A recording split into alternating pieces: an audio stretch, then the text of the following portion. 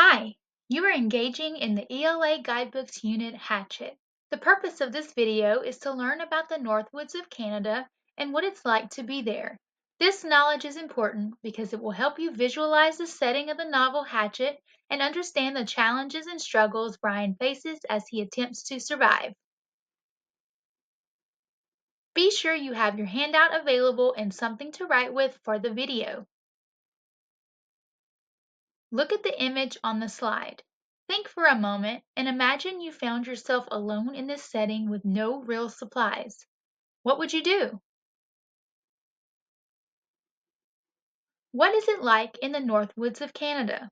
In the novel Hatchet, the main character Brian is on his way from Hampton, New York to the oil fields of Canada. His plane crashes over the Northwoods. Brian needs to learn how to survive in the wilderness. To better understand Brian's thoughts, feelings, and actions, we need to know more about the Northwoods. Canada is a country that is a continent of North America. If you look at the map, you can see the entire continent of North America. Canada is the country that is in red. You can see that it expands far north and from east to west. Canada borders the North Atlantic Ocean to the east, North Pacific Ocean to the west, and the Arctic Ocean to the north. The United States borders Canada in the south. It's right below it on the map. Canada is slightly larger than the United States. If you travel across North America, especially in Canada, you will find many large forest regions. One of these regions is called the Northwoods. If you look at the map, the Northwoods is in the area in the circle. It takes up about 1/3 of Canada's land area. Wow! In the novel Hatchet, the main character finds himself lost in the Northwoods. Depending where you are in the Northwoods, it can look different. Because the Northwoods covers such a large area, many different features are represented there.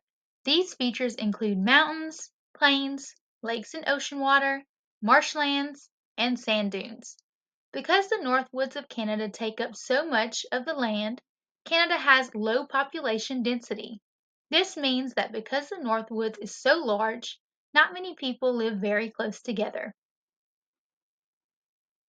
The Northwoods are full of different plants and animals. If you spend time in the Northwoods, you may find moose, brown bears, black bears and grizzly bears, wolves, raccoons, ducks, birds, turtles, fish, and porcupine. These are just a few of the animals you might encounter in the Northwoods. Some of these animals could be very helpful in surviving. For example, you can eat eggs from a duck or a turtle, or cook and eat the meat from a bird. You could also catch and eat a fish. On the other hand, many of these animals might put you in danger. Bears and wolves have the potential to attack a person, and animals like raccoons and porcupines might try to take away any food supplies you have saved up. Now you're ready to think about what you would see in the Northwoods of Canada. Pause this video to record your answers in your handout at the first stop sign, then hit play when you are ready to continue.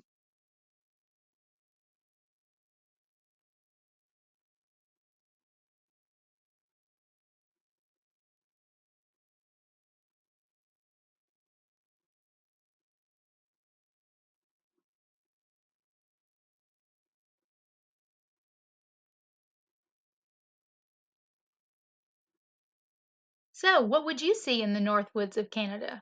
You would see mountains, plains, lakes, and ocean water, marshlands, and sand dunes. You might also see moose, brown bears, black bears, and grizzly bears, wolves, raccoons, ducks, birds, turtles, fish, and porcupine.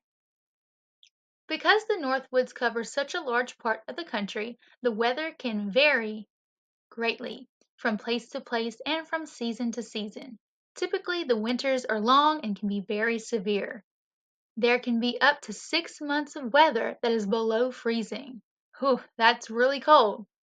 The summers are short and generally cool, but the temperature can rise to 100 degrees Fahrenheit during the day.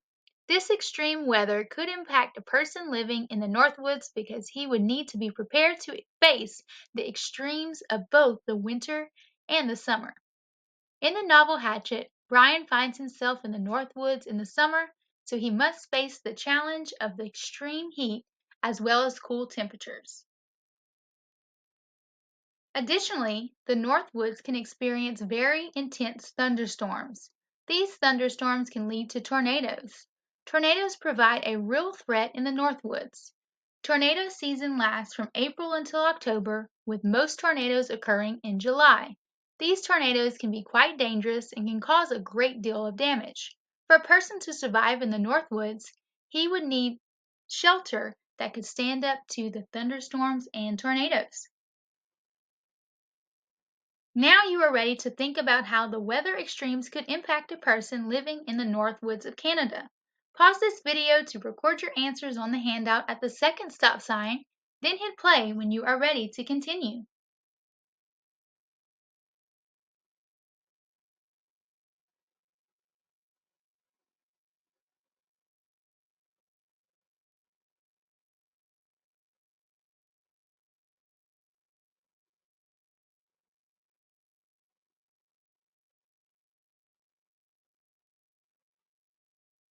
Extreme weather could impact a person living in the Northwoods because he would need to be prepared to face the extremes of both the winter and the summer.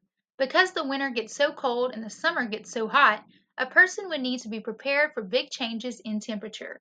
The Northwoods can experience very strong thunderstorms, and these can lead to tornadoes. For a person to survive in the Northwoods, he would need shelter that could stand up to thunderstorms and tornadoes. Understanding what the Northwoods of Canada are like is important to understand Brian's thoughts, feelings, and actions as he tries to survive in the wilderness. Keep this new knowledge in mind as you engage in the ELA Guidebooks Unit Hatchet.